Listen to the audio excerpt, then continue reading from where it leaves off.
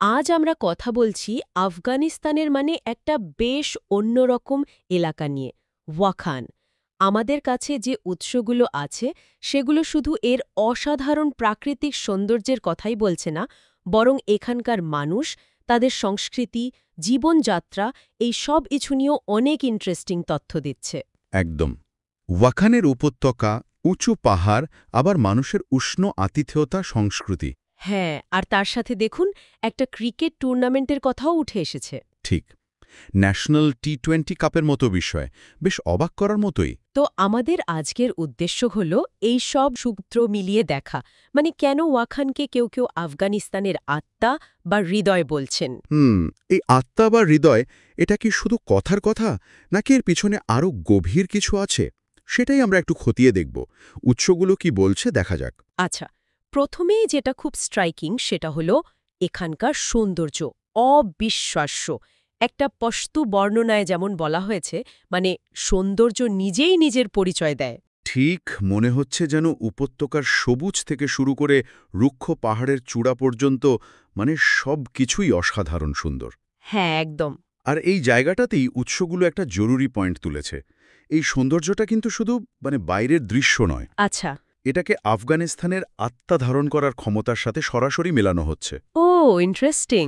হ্যাঁ, যেমন ধরুন পাহাড়ের দৃঢ়তার সাথে আফগান জনগণের যে ঐতিহাসিক সহনশীলতা, সেটার একটা তুলনা টানা হয়েছে। তো বোঝা যাচ্ছে এই আত্মা বা হৃদয় ব্যাপারটা শুধু অলংকার নয়, এটা আসলে প্রকৃতির সাথে মানুষের চরিত্রের একটা গভীর সংযোগ। দারুণ ব্যাখ্যা।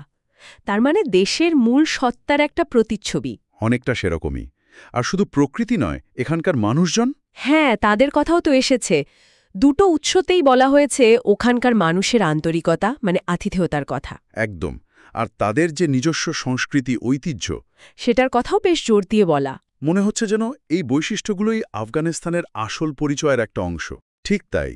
আর উৎসগুলো যেভাবে বলছে, তাতে মনে হয় এটা লোক দেখানো কিছু নয়, এটা তাদের জীবনধারার অংশ, মানে প্রজন্মের পর প্রজন্ম ধরে চলে আসছে। হুম। এই যে সরলতা, আবার একই সাথে দৃঢ়তা, ঐতিহ্যের প্রতি সম্মান, এই সব মিলিয়েই যেন আফগানিস্তানের মূল স্পন্দনটা ধরা পড়ে ওয়াখানে। আর এর সাথে শান্তি আর সমৃদ্ধির জন্য প্রার্থনার কথাও তো বারবার এসেছে, তাই না? হ্যাঁ, ওয়াখান আর পুরো আফগানিস্তানের জন্য শান্তি আর আশীর্বাদের কামনা, এটা সেখানকার মানুষের আশাবাদেরই একটা প্রতিফলন মনে হয়। হুম। এই শান্তির কামনাটা খুবই স্পষ্ট। কিন্তু আমার একটা বিষয় বেশ কৌতূহল জাগাচ্ছে। বলুন। এই যে এত প্রাচীন ঐতিহ্য, প্রকৃতি, আধ্যাত্মিকতার কথা আসছে, তার পাশাপাশি একেবারে আধুনিক ক্রিকেটের উল্লেখ। হ্যাঁ, ওই যে বুল ওয়াখান ন্যাশনাল টি-20 এতিসালাত জ্যাম বা ন্যাশনাল টি-20 কাপের মতো বিষয়। ঠিক, এই ন্যাশনাল টি-20 কাপ তো আফগানিস্তানের বেশ বড় একটা ঘরোয়া টুর্নামেন্ট।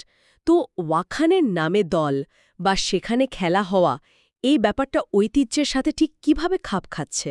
দেখুন, উৎসগুলো কিন্তু সরাসরি এই আপাত বৈপরীত্যের ব্যাখ্যা দেয়নি, তবে এর উল্লেখটা বেশ গুরুত্বপূর্ণ। কিভাবে? একদিকে ওয়াখান যেমন তার প্রাচীন ঐতিহ্য, তার ভৌগোলিক স্বাতন্ত্র্য নিয়ে দাঁড়িয়ে আছে, অন্যদিকে এই ক্রিকেটের উল্লেখটা হয়তো এটা ইঙ্গিত করছে যে এই এলাকাটা আধুনিক আফগান জাতীয় পরিচয়েরও একটা অংশ হয়ে উঠছে। আচ্ছা, মানে শুধু বিচ্ছিন্ন একটা উপত্যকা নয়। না, বরং জাতীয় জীবনের যে মূল স্রোত, সেখানেও এর একটা জায়গা তৈরি হচ্ছে, সেটা খেলার মাধ্যমেই হোক। এখানে যেন ঐতিহ্য আর আধুনিকতার একটা মিশ্রণ ঘটানোর চেষ্টা দেখা যাচ্ছে।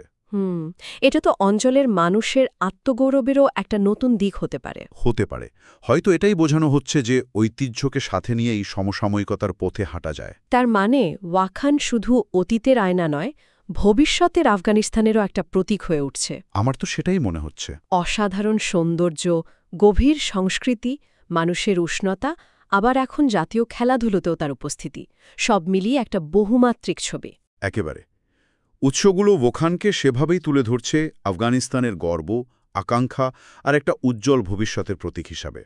আর পুরোটার পিছনে রয়েছে ওই শান্তি আর আশীর্বাদের নিরন্তর কামনাটা। তাহলে আজকের আলোচনা থেকে আমরা মোটামুটি একটা ধারণা পেলাম।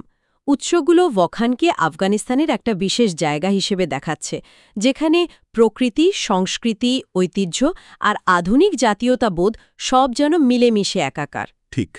আর সেখানকার মানুষ এবং পুরো আফগানিস্তানের জন্য শান্তি ও সমৃদ্ধির যে আন্তরিক ইচ্ছাটা বারবার উঠে এসেছে, সেটার আবেদনও কিন্তু কম নয়। সেটা সত্যি। তবে সবশেষে একটা প্রশ্ন মনে ঘুরছে। আচ্ছা, এই যে উৎসগুলো এত বেশি জোর দিচ্ছে সৌন্দর্য, ঐতিহ্য, জাতীয় গর্ব, এমনকি ক্রিকেটের ওপর, হ্যাঁ, তখন কি এমন হতে পারে যে এই রকম একটা ভৌগোলিকভাবে অনন্য আর প্রতীকী অঞ্চলের মানুষের যে রোজগার জীবন, তাদের আসল চ্যালেঞ্জগুলো বা ধরুন আর্থসামাজিক অবস্থা, সেই দিকগুলো কিছুটা হলেও আড়ালে থেকে যাচ্ছে? এই ছবিটা আসলে কতটা সম্পূর্ণ, সেটা হয়তো আমাদের আরও একটু গভীরে ভাবার বিষয়।